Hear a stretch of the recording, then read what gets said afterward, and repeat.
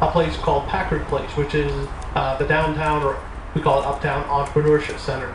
So about 4 years ago, we went out and bought a downtown office building. It's about 90,000 square feet and turned it into an entrepreneurship center. So think Hypercube Hub, but much bigger. And there are 100 plus companies in the building, 6 different accelerators running out of the building, 2 of which I manage, and 25,000 square feet of co-working space. So think of co-working space as like the Hypercube Hub desks or offices for entrepreneurs who are getting started.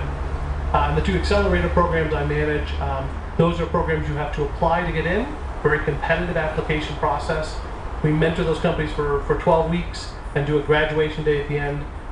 The program is free, but we take an equity stake in each of those companies. That's how we hopefully get compensated over time. One of those focuses on general technology, which is at Rev Tech Labs, REV Tech Labs. And the other one is at QC FinTech, which stands for Queen City FinTech. Charlotte's nickname is the Queen City. FinTech is short for Financial Services Technology, and Charlotte's a big banking and financial services hub, so doing an accelerator focused on financial services makes a lot of sense. So at Rev Tech Labs and at QC FinTech. You want to move up to Tim? Can I call you back? Yeah. Okay, cool. Just, I know your passion is your thing. Yeah, I guess you could say fashion's my thing. Yeah. What? But just to sort of talk about who you are. So to wrap it up, my name's Kristen, and 10 for short is totally fine. I have my own clothing line, and I also work out of the Denver Design Incubator. I help run it and help other entrepreneurs who want to start products in sewn goods, launch their businesses and develop their products. We have anybody who's coming in from wanting to do it themselves to individuals who are coming in with funding and need help in finding the right direction to where to get it produced. Okay. And where are you based? I'm based in Denver, Colorado. Okay. All right, cool. Thank you. Good afternoon. Rickson Campbell is the name, and originally from Jamaica. I was born in Jamaica. I moved to the United States about 16 years ago, lived in New York for 9 of those years, and now I live in Charlotte, North Carolina. I work at a historically black university. It's called Johnson C. Smith University, and my role there is part of administration responsible for diversity and inclusion, which equals multiculturalism / international student affairs. So my job is to support all of our international students who actually come from all over the world to study at Johnson C. Smith University. Presently, there are 31 countries represented on campus. And sad to say, we have not yet have anyone from Zimbabwe, but that is work in progress. And in addition to that, I have founded a management consulting business called RC7 Management Consulting Business, looking at strategic planning, organizational development, customer service, hospitality, and tourism services to businesses. So that is what I do. Actually, being here is as a result of my community involvement with the International House of Charlotte. And through that relationship and partnership, I was able to host 2 of the fellows from the program, and that is what has actually taken me here. Just while you got the mic, so that's how you got involved in all of this? Yes. Oh, okay. And so what inspired you to host these fellows? I mean, so they were in your house eating your food, is that what, that basically what happened? Not sure if I had an inspiration, but Janelle, who is one of the program coordinators for the International House, she sits on my advisory council that I've established for my unit to help to partner with the community in developing programs for our international students coming from 31 different countries from all over the world. So there was a particular day that I'd actually gone to a prospecting meeting for my business. And on my way back home, I For some reason, I said, let me pass by because I was very close to the International House to say hi to Janelle. And Janelle, if anyone knows Janelle, she's always champagne. Hi, Rickson, how are you? Always bubbly. So we had our pleasantries, and each year that a group comes in through the International House, she always asks me to host the group on campus. I would give them a tour, share what my office does.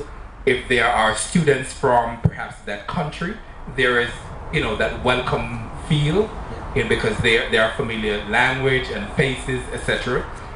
So this particular day, I stopped in to see Janelle, and she said, Rickson, this year we're having a group coming in from Zambia and Zimbabwe. I've already placed 4 of these young entrepreneurs, and I'm having difficulty placing the other 2 young men. I said, is it because of the Ebola? He said, oh, no. So he said, no. She said, no, it's like East and West is night and day. So I casually said, I have 2 additional guest rooms. They can stay with me. And that was it. I thought that I was just giving these 2 young men a room and a space just to sleep and to occupy. That they would do their own thing and I do my own thing. Turned out not to be so. Because I had not gotten the scope of what hosting meant. Okay. So I had to take care of these 2 awesome young men for 3 weeks. And it was one of the most pleasant experiences that I've had. And out of that, here I am today. There you go. There you go. Turning to Dan. So tell us a little bit more about how you got involved in the work that you do. I mean, you must have started off doing something else and then you decided, no, I want to get involved in entrepreneurs and helping them to start up. Yeah, I sometimes joke about this being the 3rd phase of my professional career. And my first phase was spent with big companies, multinational companies you may have heard of, General Mills, Colgate-Palmolive, M&M Mars. And I ended up in Charlotte because I worked for Bank of America, which I don't think has a presence here, but they're one of the large international banks. And wanted to stay in Charlotte when I left Bank of America, so I decided to become an entrepreneur, mainly because we wanted to stay in Charlotte. And the thought was I would give it a shot, and if I wasn't very successful at it, I would go back and take a corporate job and keep doing that. And actually became fairly successful as an entrepreneur, founded 3 different companies focused in the marketing space, and I won't get into the details of them. Made some good money doing that, but for some of you who were in the sessions earlier, never had an exit, meaning never sold the company for a big amount of money, whether that be 5 million or 50 million. And we'll talk to Brad Felt in a Skype session, and at 5 o'clock, I think Brad's exit was north of 100 or something like that. So I still had to go work, and so I figured, what would I go do next? And I really want to do something that I thought would have huge value to the community. My criteria was I had to be really passionate about it. I had to be in a unique position to do it, meaning not everyone could, and it had to have huge value to my community. And so we went and bought a downtown office building and turned it into Packard Place. And there's that passion to help shape the community that really drove me to do it. So sometimes I call what I'm doing non-elected civic leadership. And so I now spend a lot of time in other cities around the country talking about the entrepreneurial renaissance in Charlotte, and that was a lot of my motivation for coming on this trip as well. It's the same idea of community building, whether that is in Charlotte or whether that's in Harare. Okay. And how do you think, just before we turn to 10 here, the idea of, co-working spaces here in Harare is a newish concept. We have hubs of different kinds. There's a place called CSO that I'm always talking about in Bari there, where you've got a whole bunch of people who do, there's a guy who metalwork, there's a guy who stuff, there's a guy who sells different kinds of, some guys make and all that sort of stuff, but it's effectively a hub. How are you finding, I guess what I'm trying to say is, when you look at the influence of having a hub, a place where similar-minded people are all trying to get a head start a business, they've got this passion, obviously, because they wouldn't be in business or take a corporate job, like you said. How instrumental is a hub in the development of entrepreneurs where you're from? I think it's a really important piece, but I think it's a piece of the puzzle. Sometimes the way I describe Packard Place is I describe Charlotte as our community as having all the right elements for a really strong, vibrant, interconnected community to happen in Charlotte. It just hadn't come together. And by creating Packard Place, we helped change how all the elements of the marketing mix in the entrepreneurial community interact with each other. So think of it, if any of you are scientists, think of it as a catalyst, meaning it's a very small portion of the mass, but it fundamentally changes how everything interacts with each other. And so that's what we think Packard Place is. And I think it's true for any community that physical spaces help create and facilitate communities and interactions. So one of the most fun things to do at Packard Place is you can sit there on any given day and just watch entrepreneurs and people from the community come in and quote unquote collide with each other, and the spontaneous, unplanned connections that happen. So this event that we're holding today, this is exactly the type of event that would happen at Packard Place. Matter of fact, if you took us all and transported it, you wouldn't know that you were in Packard Place versus Harare based on this event today. Great. Good news for the Hypercubes of the world, the Area 46s of the world. We've got a couple of, and I'm sure you're probably going to go there if you haven't gone there already. We've got Area 46, we've got Muzinda Hub, we've got Sky Hub in Bulawayo, we've got Neo Labs as well. So we've got and it's something that started in the last 2 years or so, and we're really trying now to grow the community. It's important to have people like this come together. I work out of here, as a matter of fact, and I've made that decision for the company that I run, 263 Chat, because I go downstairs and I'm having a cup of coffee, and what I'm doing, I meet someone, hey, look, I've got a problem with my website.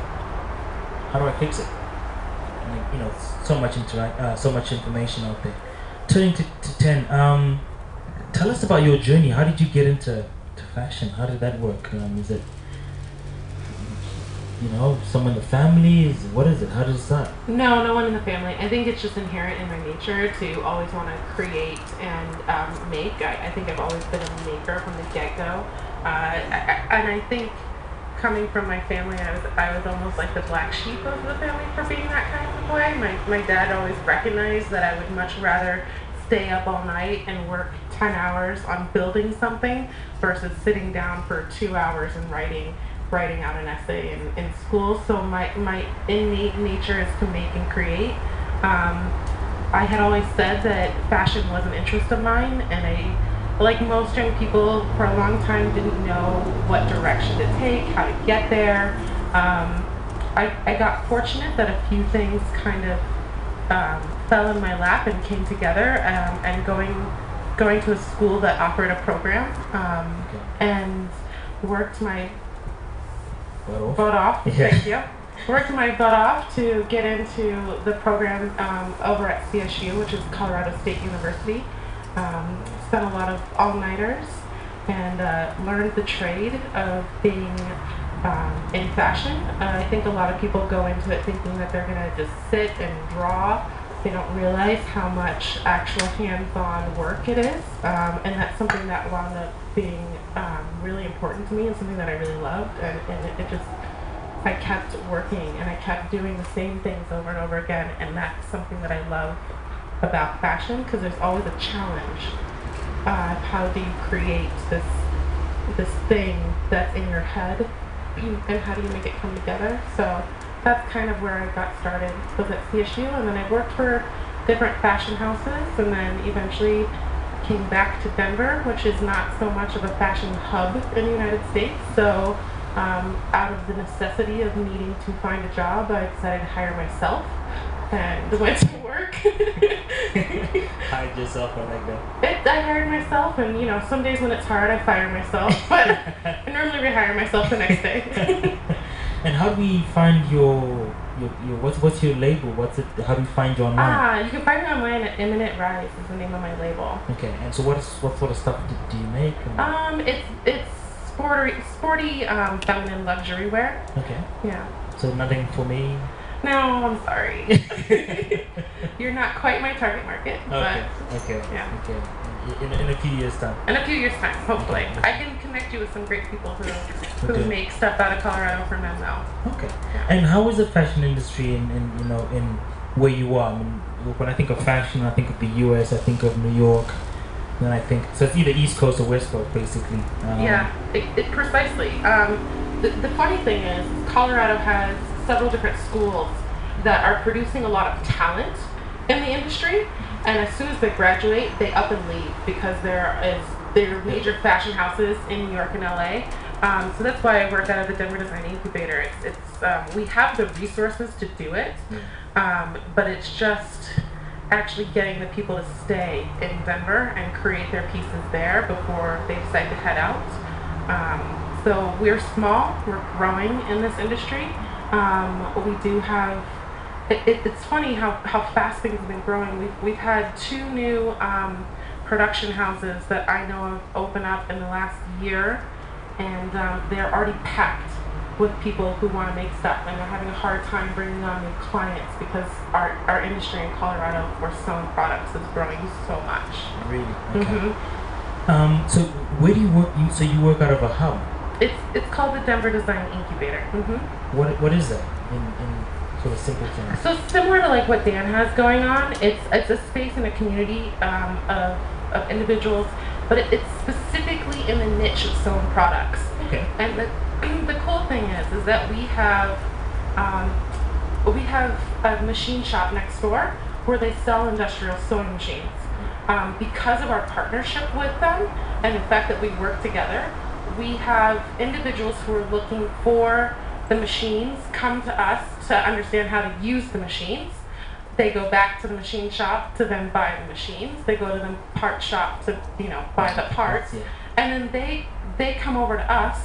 And the people from the other business, it's called Ralph's Power Sewing, they come back to us if we ever have a problem, a technical problem that we can't solve. They'll come and help us in a technical area. So there's a lot of community building happening at this incubator that's being supported by a local business who does industrial machine cells. Wow, yeah. Cool. I want to involve the audience now. You want to just monopolize the conversation. If you've got a question or comment, just try to keep it brief. I know we want to involve as many people as possible. Just raise your hand and I'll come and give you guys the mic and you could ask our esteemed panel a question. Any questions from the audience? Any questions at all? Any takers? I knew this would happen. This always happens. And then at the end, everyone's got a comment. Ah, here we go. Excellent. Let me come. Where's James? Should I walk? There's a question. Okay, let me give it to Costa.